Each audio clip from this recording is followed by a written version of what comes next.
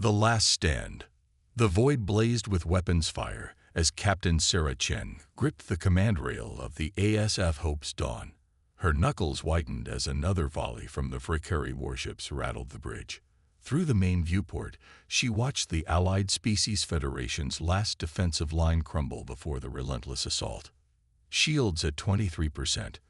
First Officer Kavia reported, her forearms moving rapidly across multiple control interfaces. The Ardaxians' usually iridescent scales had dulled to a matte gray, a clear sign of distress in her species. Sarah's jaw tightened as she studied the tactical display. The Fricari Empire's biomechanical vessels had arranged themselves in a perfect sphere around the remaining Allied forces, their organic hulls pulsing within sickly green energy as they prepared another synchronized attack. Status of the civilian evacuation, Sarah demanded, though she dreaded the answer. Lieutenant Park at communications shook his head. The colony ships are still loading, Captain. Estimated 1 hour until completion.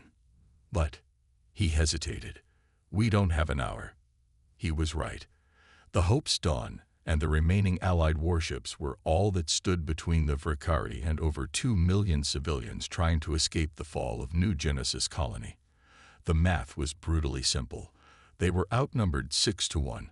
Their weapons barely scratched the Fricari's adaptive armor, and their shields were failing. A massive explosion lit up the starboard viewport as the ASF cruiser Steadfast disappeared in a ball of plasma fire. Sarah's tactical display registered no escape pods. Captain, Kavia's voice carried an edge of desperation. The Fricari are broadcasting again. They're demanding our immediate surrender. They say. She paused, mandibles clicking in agitation.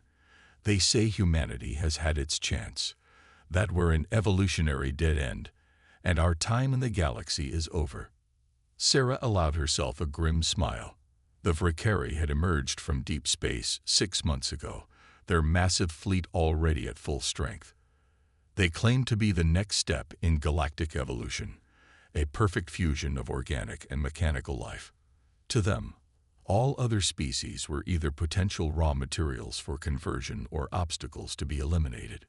Humanity and their allies had fought back hard, but the Fricari's technological advantage was overwhelming. Their ships could repair damage in minutes, adapt to any weapon used against them, and coordinate with a hive mind efficiency that made traditional tactics useless.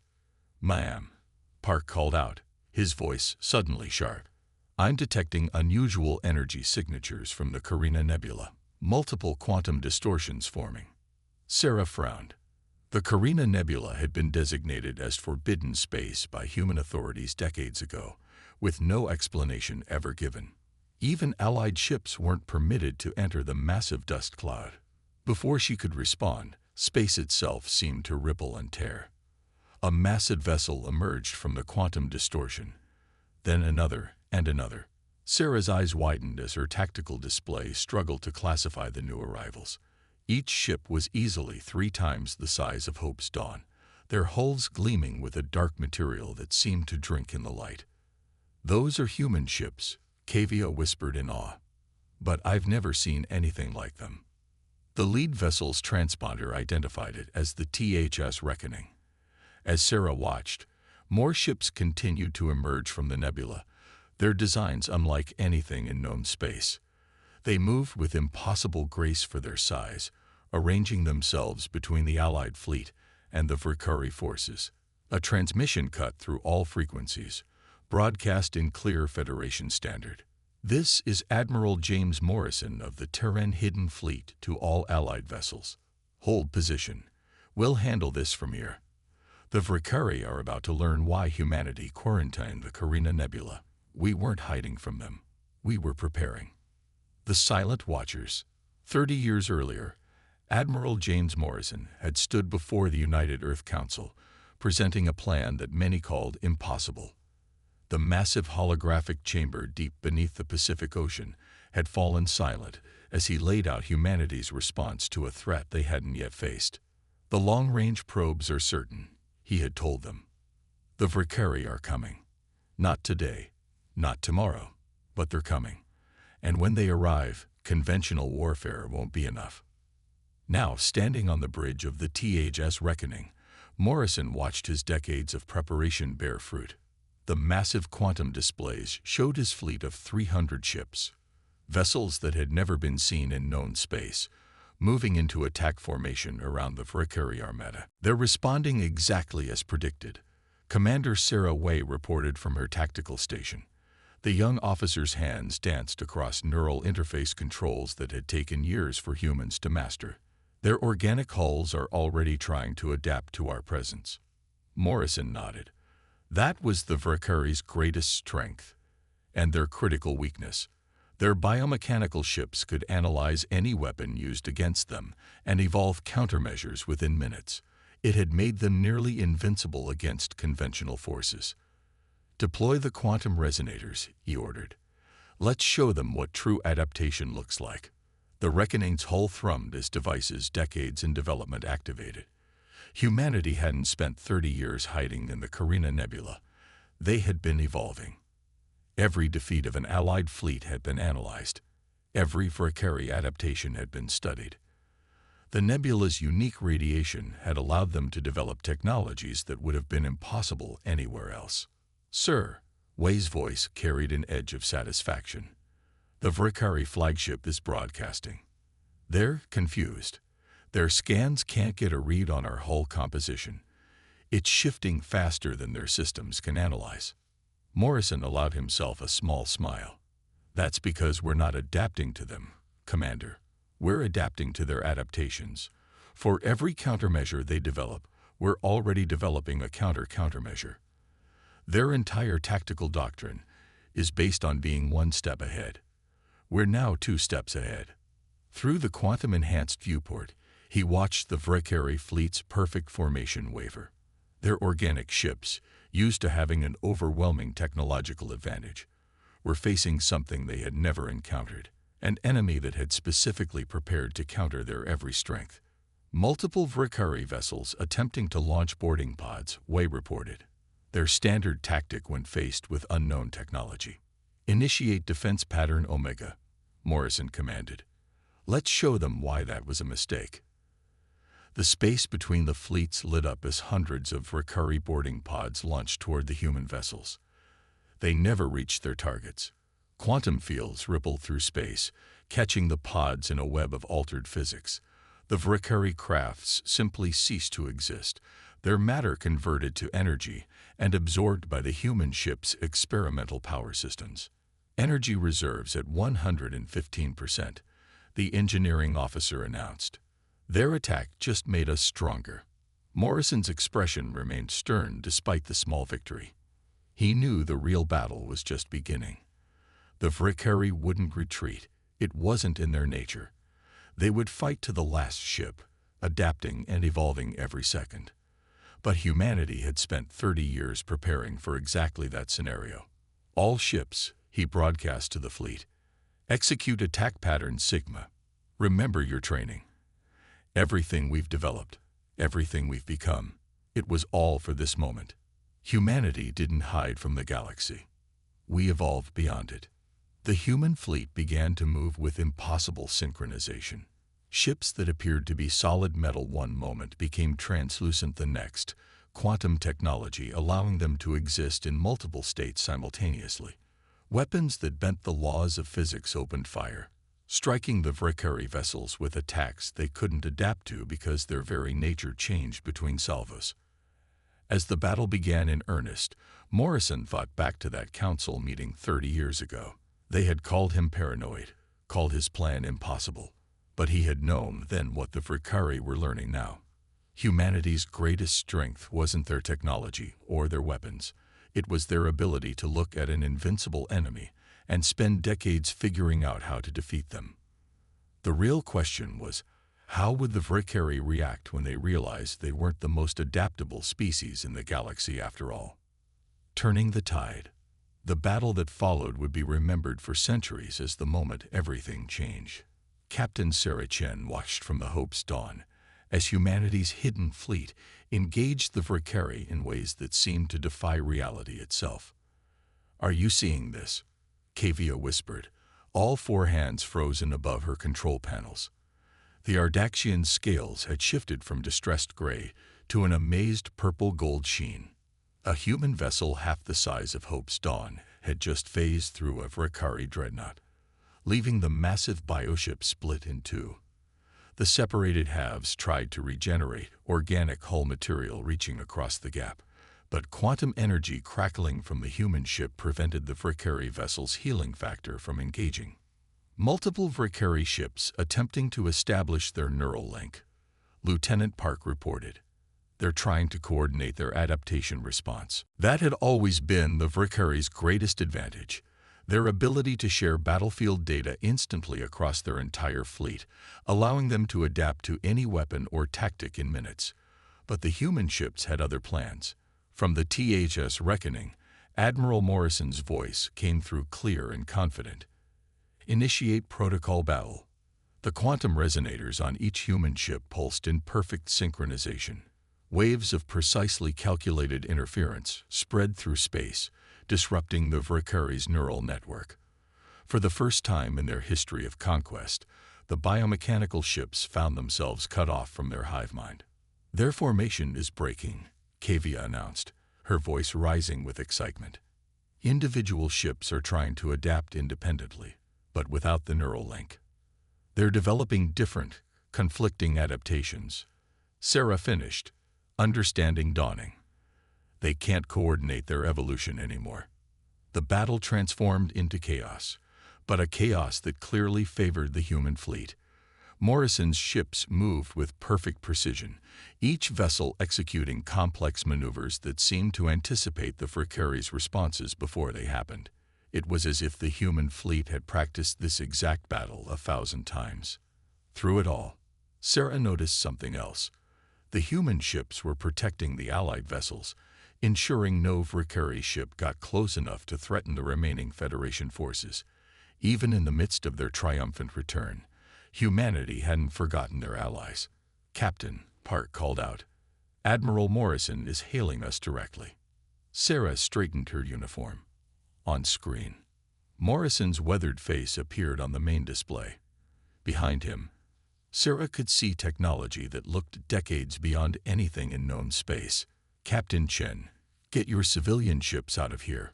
We'll handle the Vrikari. Admiral. Sarah hesitated. What you've done? How did humanity develop all this in secret? A slight smile crossed Morrison's face.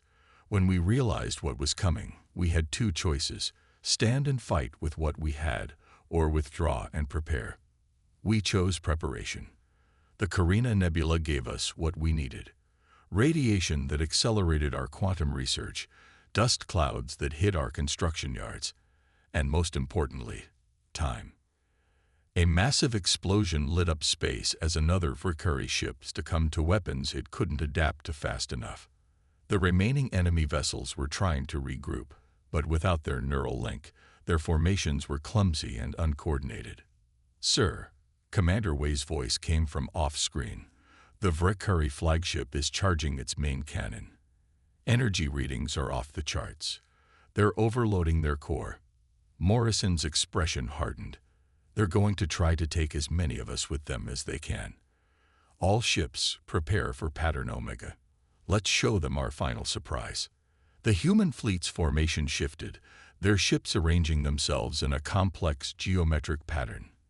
Energy began to flow between the vessels, creating a web of quantum connections that grew stronger with each passing second. What are they doing?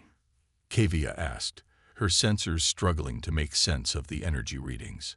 Sarah watched in awe as the human ships seemed to merge their quantum fields, creating a single massive energy construct that encompassed their entire fleet. The Vrikari flagship fired its overloaded cannon, releasing enough energy to shatter a small moon. The quantum construct caught the blast, channeled it through the network of human ships, and redirected it back at the Vrikari fleet with perfect precision. The enemy vessels, their adaptations in chaos without the neural link, had no defense against their own weapon. The battle ended not with a prolonged exchange of fire, but with a single devastating display of technological superiority. As the light from the explosion faded, the remaining Valkyrie ships began to retreat, their organic hulls scared and their confidence shattered. To all Allied vessels, Morrison broadcast, the immediate threat has been neutralized. But this was just the beginning.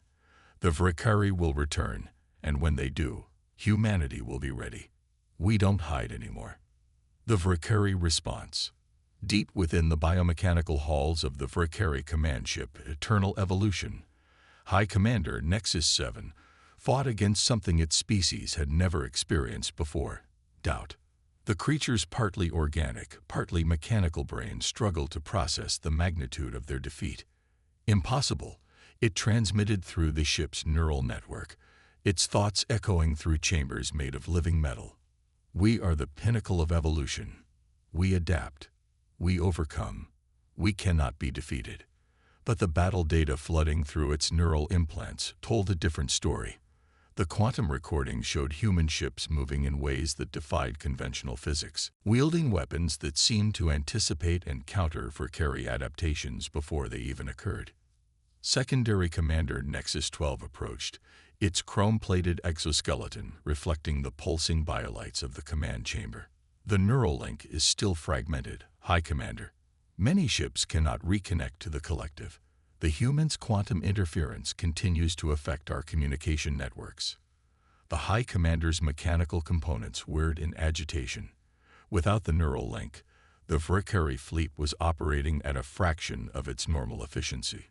Individual ships could still adapt, but without the collective intelligence guiding them, their adaptations were random, uncoordinated, sometimes even counterproductive.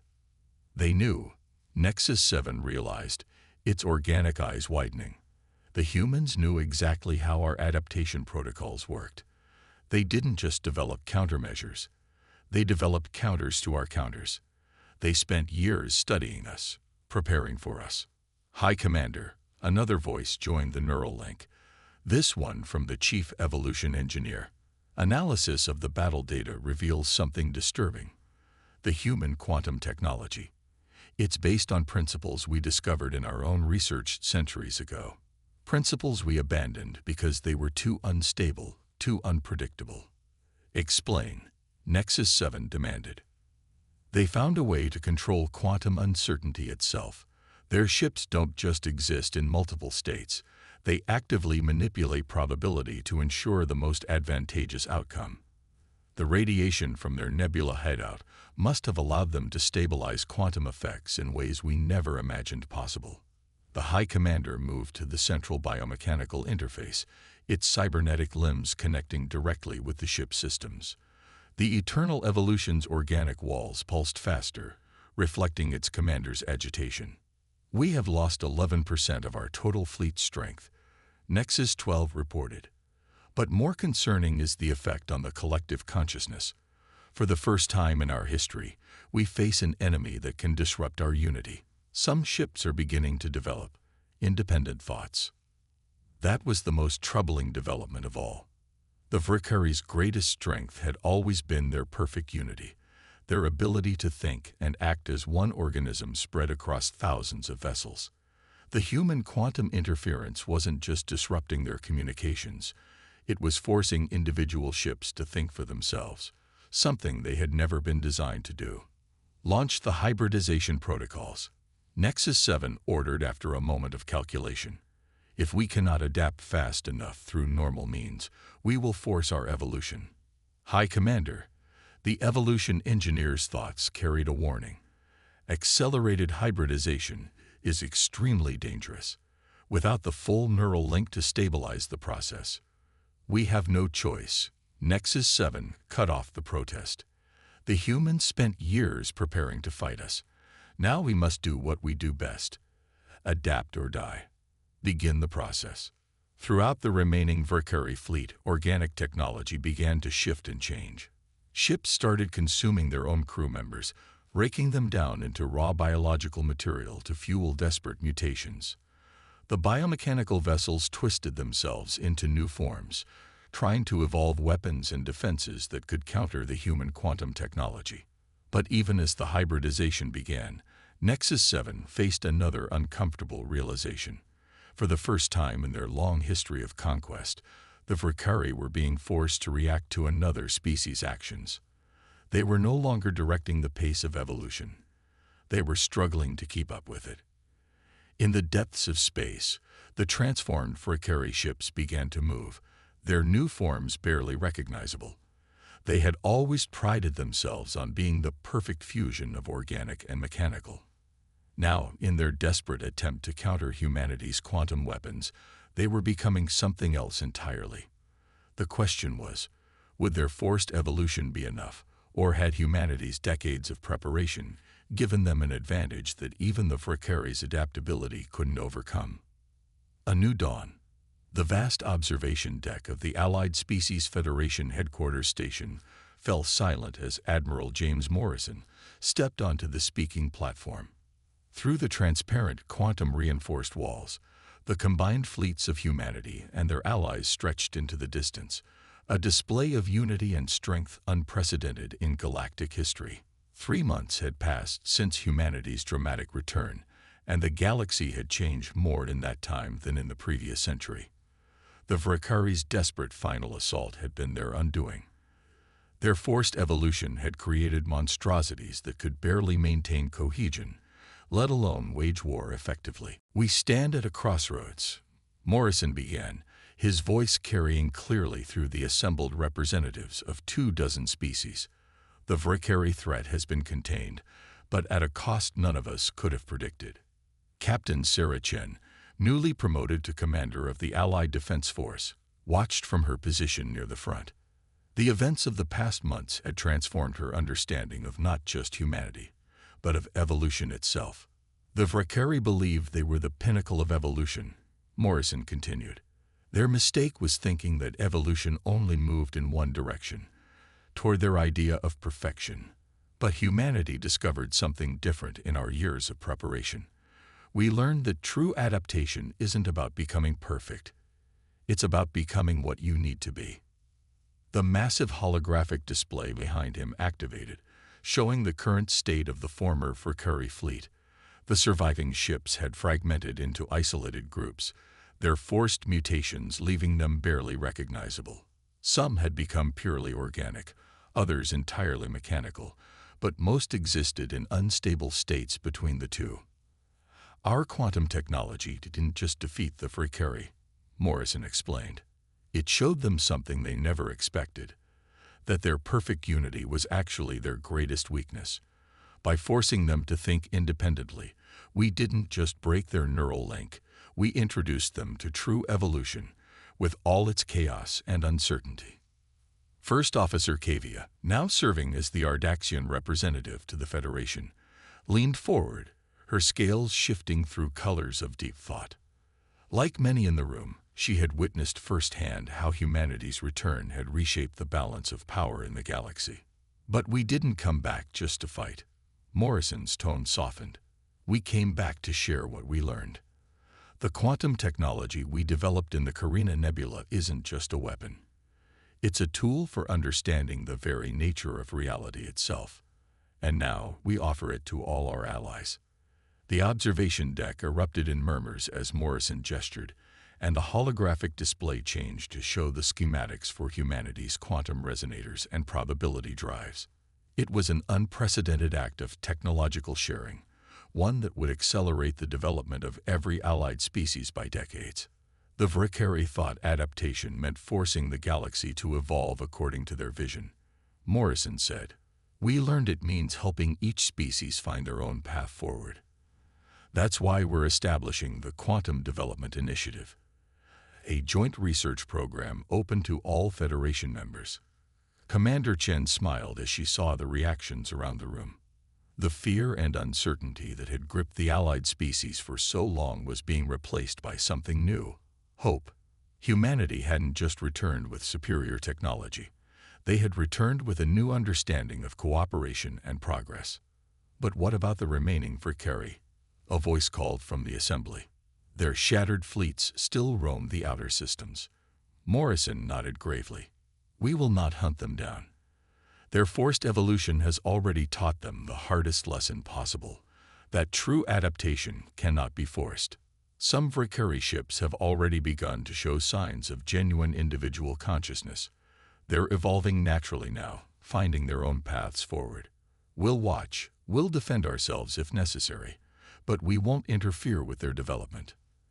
As the assembly continued, Chen's thoughts drifted to the future. Humanity's hidden years had given them more than just advanced technology. They had gained wisdom about the true nature of progress and evolution. The galaxy was entering a new age, one where cooperation would drive advancement more than competition. The observation deck's quantum fields shimmed slightly as a group of ships performed a synchronized jump in the distance, their probability drives bending space-time in ways that would have seemed impossible just months ago. But that was the thing about evolution, Chen realized. The impossible had a way of becoming possible when you gave it enough time and the right conditions to develop. In the end, humanity hadn't just saved the Allied Species Federation. They had shown the galaxy a new way forward. The age of forced evolution was over.